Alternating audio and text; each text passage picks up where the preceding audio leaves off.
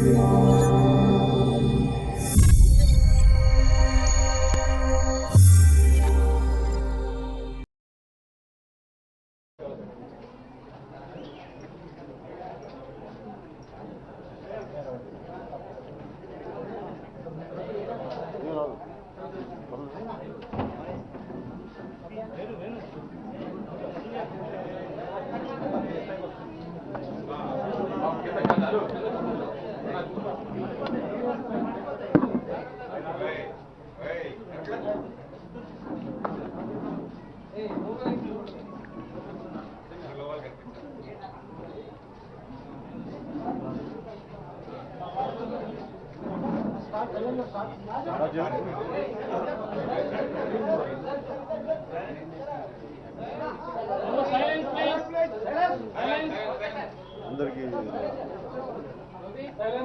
నా హృదయపూర్వక నమస్కారాలు. ఇప్పుడు పొలిటికల్ ఇంట్రాక్షన్ ఇప్పుడు సినిమా పరంగా ఎప్పుడు ఇంట్రాక్షన్ చాలా తగ్గింది, చాలా సంవత్సరాల క్రితం తగ్గింది. వినిపించిన బాగా జ్వరం. అందరికీ నా హృదయపూర్వక నమస్కారాలు. సినిమా ముందు తర్వాత దురంధరతో ఇంటరాక్ట్ అవుదాం అనుకున్నాను, కానీ ముందే ఇంటరాక్ట్ అవ్వాల్సి వచ్చింది. దానికి కారణం అసలు ఈ ఆడియో ఫంక్షన్ నిన్న దాకా చెయ్యాలా వద్దా అనేది కొన్ని ఇష్యూస్ ఉన్నాయి మాకు. దానికి మేజర్ కన్సర్న్స్ అంటే ఏంటంటే, మేము అప్లై చేసినప్పుడు పోలీస్ డిపార్ట్మెంట్ చాలా కన్సర్న్స్ రైజ్ చేశారు. ఇట్లా అంటే గతంలో మిగతా ఫిల్మ్ ఫంక్షన్స్ కానీ, అలాగే గోపాల సినిమాల్లో ఈ స్టాబింగ్ ఇన్సిడెంట్ కానీ వీటన్నిటి దృష్ట్యా ఆలోచించి హోటల్లో చేయబోతుంటే మాకు హోటల్ నుంచి పర్మిషన్ తీసుకున్నా కానీ డిపార్ట్మెంట్ కొన్ని సెక్యూరిటీ కన్సర్న్స్ రైజ్ చేశారు. సో వాళ్ళు చెప్పిన లాట్ ఆఫ్ ఫారెన్ డెలిగేట్స్ ఉంటారు, ఎన్ని ఇష్యూస్ ఉన్నాయి, మీరు అసలు ఇక్కడ కాకుండా వేరే వెన్యూ ట్రై చేస్తారని చెప్తే మేము అది కూడా ట్రై చేసాం. బేసిక్గా నేను ఆఖరి వ్యక్తి అవుతాను. మామూలుగా ఏదైనా పబ్లిక్ ఫంక్షన్స్ చేయాలంటే కూడా నేను చాలా 10 ఆలోచిస్తాం. ఎందుకంటే వచ్చే అతిథులకి కానీ అభిమానులకి కానీ ఎవరికైనా దెబ్బలు తగులుతాయా, వాళ్ళకి సేఫ్గా ఇంటికి వెళ్ళాలని ఆలోచించేవాడిని. అన్నీ ఆలోచించినా కానీ మాకు ఈ సమస్యలు వచ్చినాయి. సో ప్రొడ్యూసర్ శరత్ మరార్ గారు కూడా పర్సనల్గా వ్యక్తిగతంగా ఆయనే వెళ్ళి పోలీస్ డిపార్ట్మెంట్కి ఆయన చెప్పారు, ఇవి చేయబోతున్నాం అని చెప్పి.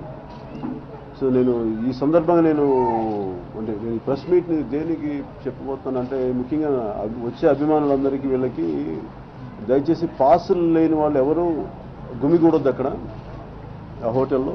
దయచేసి పాసులు ఉన్న వాళ్ళే లోపలికి రండి. పాస్ లేని వాళ్ళు దయచేసి మీ ఇళ్లలో కానీ మీకున్న మీ టీవీలో చూసుకోమని నా విన్నపం. ఎందుకంటే మీరు గుమిగూడితే అక్కడికి వచ్చే అసాంఘిక శక్తులకి వాళ్ళకి ఆ స్టాబింగ్ ఇన్సిడెంట్ లాగా జరుగుతాయి అన్నదే పోలీస్ కన్సర్న్స్ ఉన్నాయి. సో అలాంటి ఏదన్నా రాకుండా జరగకుండా ఓన్లీ పాసెస్ ఉన్న వాళ్ళే లోపలికి రావాలి, మిగతా వాళ్ళు దయచేసి టీవీలోనే చూడండి. ఇది ప్రత్యేకించి వాళ్ళకి నా విన్నపం.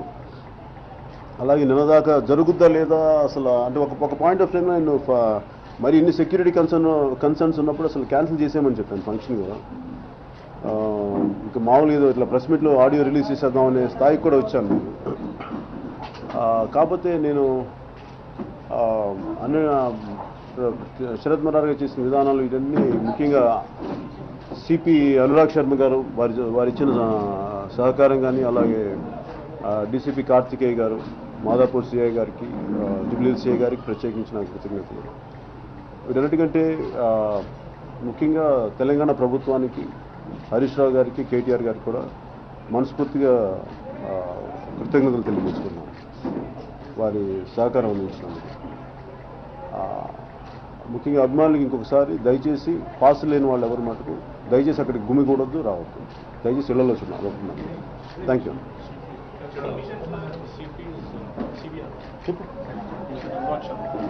Sorry DGP garu, sorry CP Anurag Sharma, CV Anand గారికి సారీ, అలాగే కమిషనర్ సివి ఆనంద్ గారికి కూడా మనస్ఫూర్తిగా కృతజ్ఞతలు తెలియజేస్తున్నాను. డీజీపీ అనురాగ్ శర్మ గారు థ్యాంక్ యూ. అంటే సెక్యూరిటీ ఎలా చేశారంటే, మేము లాట్ ఆఫ్ సెక్యూరిటీ అరేంజ్ చేసాం. పర్సనల్గా నేను నేను నాకు ఉండే సెక్యూరిటీ బాంబే నుంచి కూడా ఇంకో ఎక్స్ట్రా 25 మెంబర్స్ తెప్పించుకున్నాను. మోర్ ఆఫ్ ఇలాంటి స్పెషల్ ఈవెంట్స్ని ఆర్గనైజ్ చేసేవాళ్ళు, వాళ్ళు కూడా ఆర్గనైజ్ చేస్తాను. అపార్ట్ ఫ్రమ్ ఇప్పుడు అడిషనల్ పోలీస్ ఫోర్సెస్ని కూడా డిప్లాయ్ చేస్తా ఉన్నాం. ఎందుకంటే లాట్ ఆఫ్ ఫారెన్ డెలిగేట్స్ అంటూ ఉంటారు, వాళ్ళకి ఎవరికి ఇబ్బంది కలగకూడదు అని చెప్పేసి. లాస్ట్ టైం నేను జనసేన ఆవిర్భావ సభ కూడా చేశాను, అప్పుడు ఏం జరగలేదు. కానీ మరి ఇప్పుడు కన్సర్న్స్ వేరుగా ఉన్నాయని చెప్పారు డిపార్ట్మెంట్.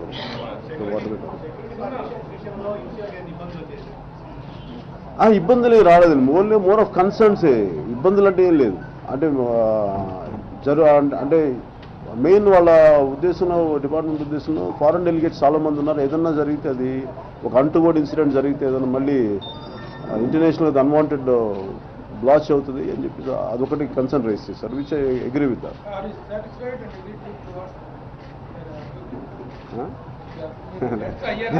100% సార్.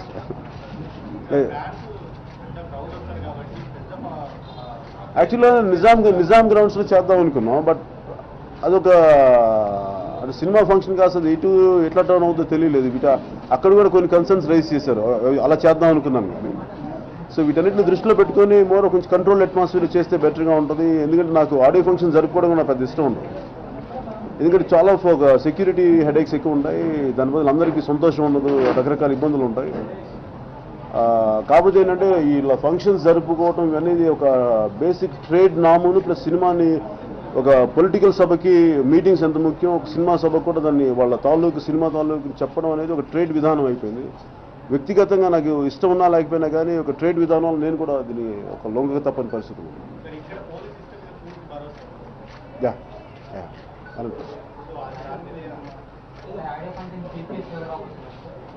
చిరంజీవి గారిని ఇన్వైట్ చేశారండి, చిరంజీవి గారు రాబోదు. ఎందుకంటే గబ్బర్ సింగ్ కూడా ఆయన రిలీజ్ చేశారు. ఇవన్నీ కాకుండా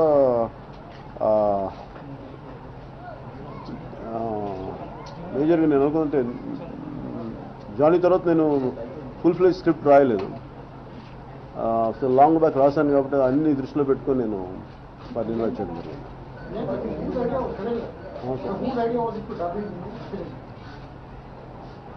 ఇట్ వాజ్ ఎవరు అంటే అట్లాగేం అనుకోలేదు. అంటే బేసిక్ కథ ఒక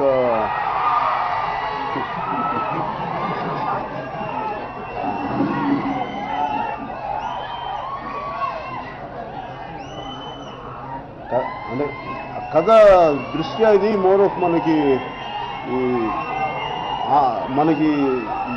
ఖమ్మం ఛత్తీస్గఢ్ బార్డర్లో జరిగే స్టోరీ.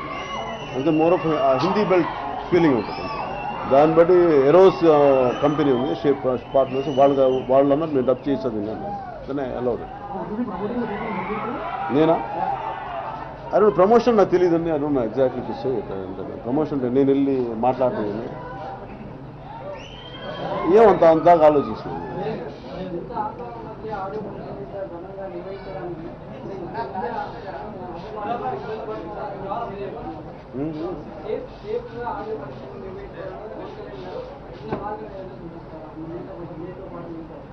సేఫ్గా అంటే ఇది ఆందోళన మధ్యగా ఇదేమైపోయిందంటే ఇది ఒక సినిమాని రిలీజ్ అవుతుందని చెప్పి చెప్పడం ఒక నెసెసిటీ, ఒక రిక్వైర్మెంట్. దాన్ని డినై చేయలేము దాన్ని. అలా చెప్పి అన్ని ఆడియో ఫంక్షన్స్కి మేము అడిగాం. పోలీస్ డిపార్ట్మెంట్ కూడా మన ప్రొడక్షన్ నుంచి అడిగితే మీ పర్టికులర్ సినిమాకి కొంచెం ఇబ్బంది ఎక్కువ ఉంటుంది మా మిగతా సినిమాకి కంటే.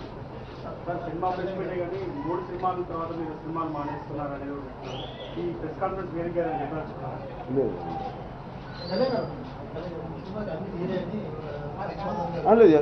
అన్నీ ఒకళ్ళు చేయలేరు కదండి, ఎవరి పనులు వాళ్ళు చేయాలి. లేదు అంటే నేను కొంచెం ఎక్కువ పార్టిసిపేట్ చేశాను.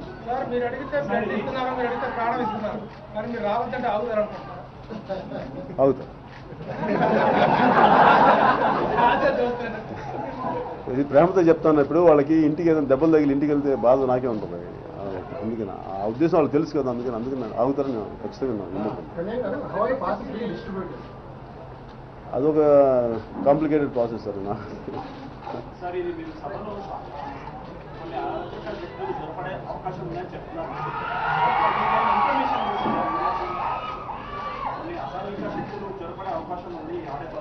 అంటే మామూలు అంటే మనకి మీరు మొన్న చూశారు కదా, మీరు విన్నారో లేదో తెలియదు, గోపాల ఫంక్షన్లో కూడా ఒక స్టాబింగ్ ఇన్సిడెంట్ అయింది. సో ఎవరో రౌడీ షీటర్స్ పిక్ పాకెటర్స్ ఎవరు చేశారని అన్నారు ఆ టైంలో. అలాంటివి జరిగే అవకాశం ఉంది. ఏలా గ్రూప్ ఆఫ్ పీపుల్ డెఫినెట్గా పిక్ పాకెటింగ్ ఇవన్నీ ఉంటాయి. అండ్ ఆల్సో లేదండి, పోలీస్ నుంచి వచ్చింది. నాకు అంత తెలియదు, నాకు ఇక్కడ అవును. స్ట్రాటజీ ఇట్స్ మోర్ ఆఫ్ మా హిందీ పార్ట్నర్స్ ఎరోస్ చూస్తున్నారు, వాళ్ళు చూస్తున్నారు. ఎవరు ట్వీట్ ఏం చేశారు?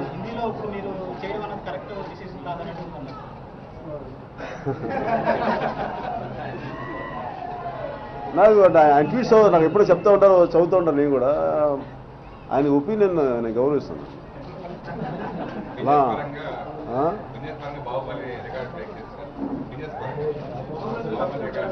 నేను ఇప్పుడు దాకా నిజంగా లోపల కూడా నాకు అనుకోలేదు ఇది బ్రేక్ చేయాలనుకోను. ఇంకా సినిమా చేస్తాం, దాన్ని కెపాసిటీ అంతా ఆడుతుంది. దాన్ని కూర్చోబెట్టి ఇంకొక సినిమాతో పోటీ పడాలని కానీ అది ఎప్పుడు నా లైఫ్లో ఎప్పుడు నేను ఆలోచించలేదు. అది భగవంతుడు వదిలేస్తాను నాకు సంబంధించి.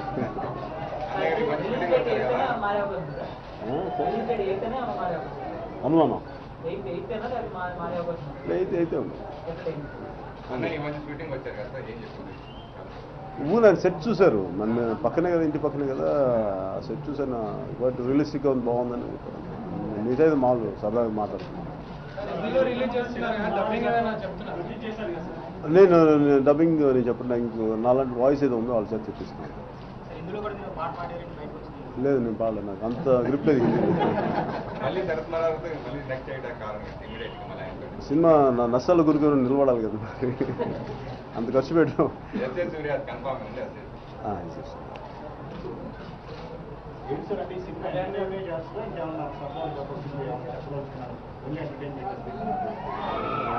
ఎంటర్టైన్మెంట్ బేసిక్ సినిమాలని ఎంటర్టైన్మెంట్గానే చూస్తుంది, అంత తప్ప దాన్ని ఆడక అట్లా ఉండదు. కానీ ఆ కైండ్ ఆఫ్ ఫీల్ ఉంటుందేమో. మీరు చూసి చెప్పాలి, నేనేదో అనుకుని తీసాను. మరి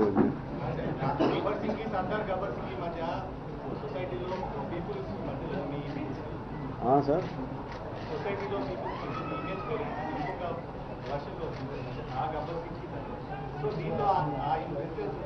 అట్లాగే అంటే అట్లా సినిమాగానే తీసాను తప్ప పొలిటికల్గా జర్నీ చేశానని కానీ అట్లాగే ఆ దృష్టితో చేయలేదు. డైరెక్షన్ చేయను అంటే మొన్న చేయకపోవడం కథ వచ్చినప్పుడు ఉంటుందండి ఎవరితో.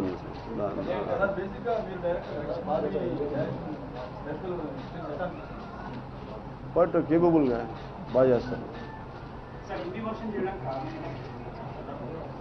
కథ అలాంటి కథ అండి, అంటే అది ఒక కథ నేపథ్యం అలాంటిది.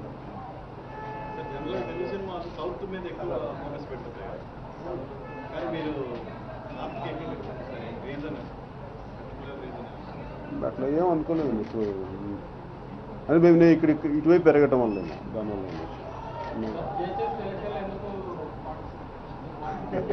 అది పొలిటికల్ మీటింగ్లో చెప్తాను.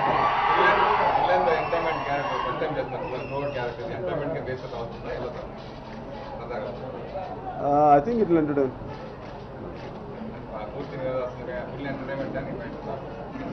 అంటే ఏదో అనుకుని మేము చేస్తాం, ఫైనల్గా అది జనం దానికి ఎలా రెస్పాండ్ అవుతారని. ఐ థింక్ వీడియో డైరెక్షన్ చాలా కారణాలు ఉన్నాయండి. అది నేను ఒకటి నాకు లిమిటేషన్స్ వచ్చేస్తాయి డైరెక్షన్ చేయడం అంటే. నేను పుష్ చేసే దానికి చుట్టుపక్కల నాకు అంటే నేను ఒక సర్టన్ విజువల్ క్వాలిటీ ఉంటుంది, సర్టన్ విజన్ ఉంటుంది. దానికి అందరినీ పుష్ చేసే టైంలో అందరికి నా మీద కోపం వచ్చేస్తాయి. అంటే సాధించే వరకు వదలను, నెట్టేస్తాను అందరినీ. దానివల్ల వాళ్ళకి విసుగులు కోపాలు వచ్చేస్తాయి, ఎందుకు అని చెప్పి మానేసి.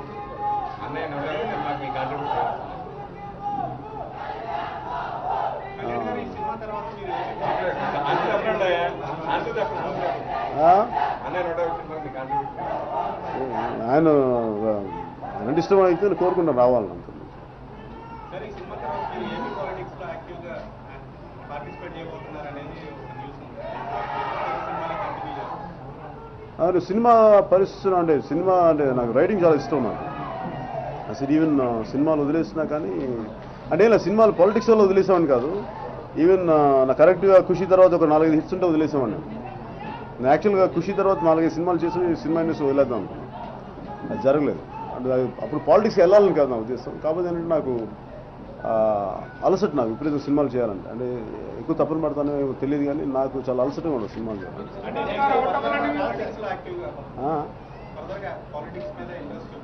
అట్లాగే లేదండి, జరగాలి, ఎలా జరుగుతుంది చూస్తాను.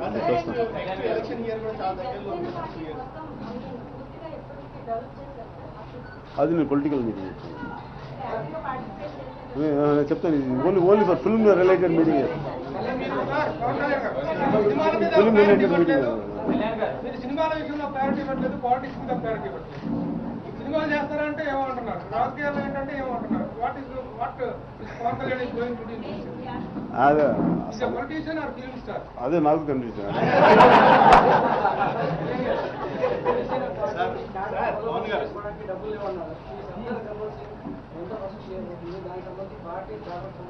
దానికి దీనికి సంబంధం.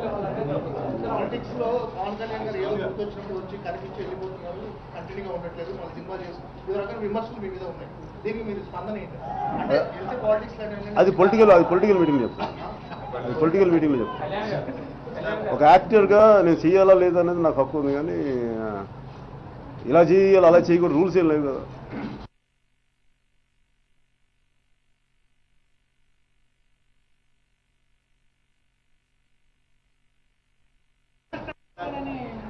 అదే ఏదో ప్రయత్నించాను, అది ఎలా వస్తుంది తెలియదు.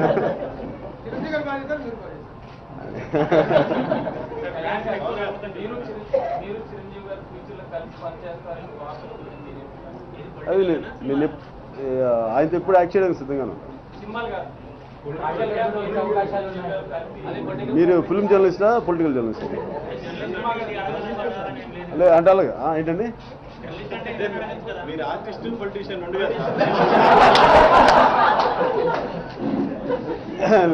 యాక్టింగ్.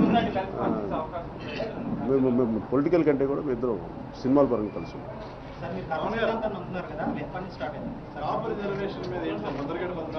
ఊరినండి. మీరు పొలిటికల్ మీటింగ్ చేస్తున్నారు కదా, నేను ఆల్రెడీ చెప్పేశాను. మీకు నిజంగా చెప్పాలి. ఓకే, మీరు 2 అన్నారు కదా నాలాగే, నేను వాడికి క్లారిటీ ఇచ్చాను.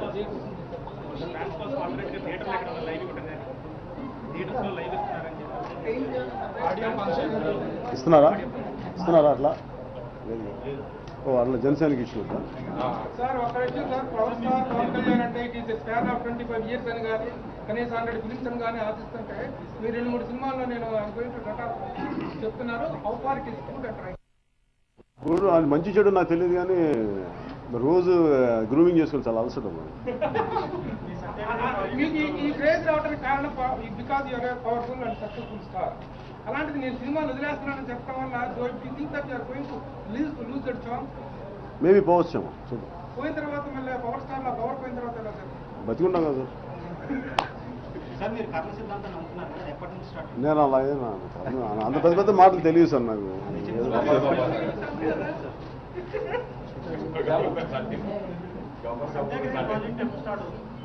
అది రియల్ లైఫ్లో చేద్దాం సార్. ఓకే, అలాగే ముఖ్యంగా బయట ఉన్న నా అభిమానులందరికీ మీ గురించే మాట్లాడుతున్న పాస్ లేని వాళ్ళు దయచేసి అక్కడ రావద్దు. మరి ఉండండి, సేఫ్గా ఉండాలి, సేఫ్గా ఇంటికి వెళ్ళండి. పాస్ ఉన్న వాళ్ళు దయచేసి ఉండండి. థ్యాంక్ యూ అండ్ జై హింద్.